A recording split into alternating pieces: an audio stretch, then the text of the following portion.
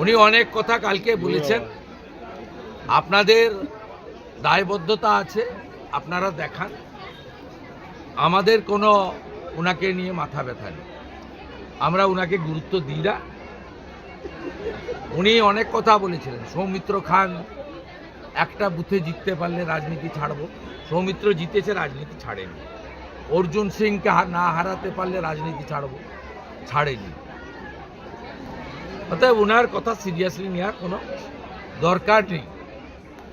এপারের হিন্দুরা লড়েছে, দীপু দাসের জন্য লড়বে।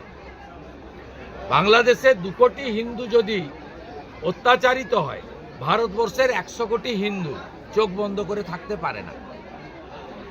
গাজার ইহুদিদের জন্য যদি ইসরায়েল লড়ে থাকে, বার্মার রোহিঙ্গা মুসলমানের যদি আশ্রয়স্থল বাংলাদেশ দিয়ে হয়ে থাকে, তাহলে বাংলাদেশের হিন্দুদের জন্য ভারতবর্ষের 100 কোটি হিন্দু কাঁদবে, লড়াই করবে, প্রতিবাদ করবে।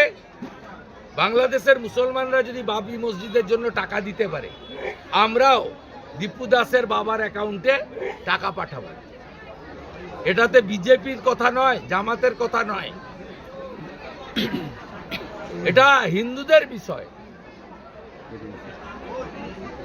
আপনি বাংলাদেশ থেকে হুমায়ুন কবিরকে বাবরি মসজিদ বানানোর জন্য টাকা পাঠাতে পারেন, আর আমি শুভেন্দু অধিকারী হিন্দু, আমি ডেপুটি হাই কমিশনের সামনে লড়াই প্রতিবাদ করতে পারি না?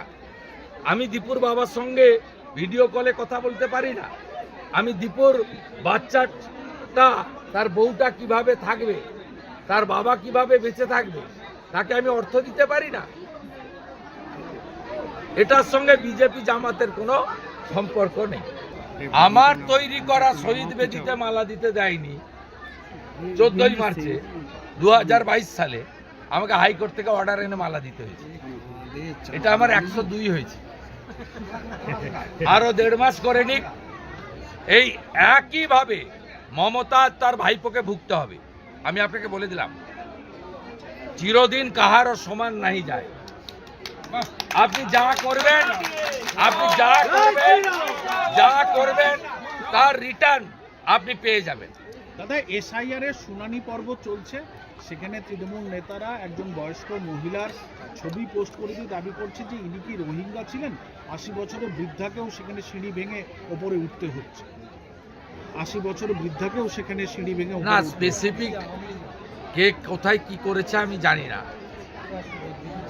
অতএব আমি এটা নিয়ে পার্টিকুলার বলতে পারবো।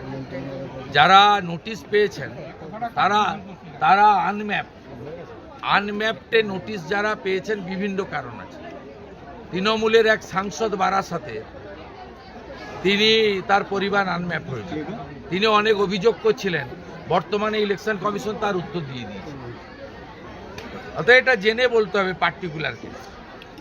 কিন্তু রোহিঙ্গা বা বাংলাদেশি মুসলমান তারা আনম্যাপেও যেমন আছেন, প্রয়োজনী ম্যাপিংয়েও আছেন।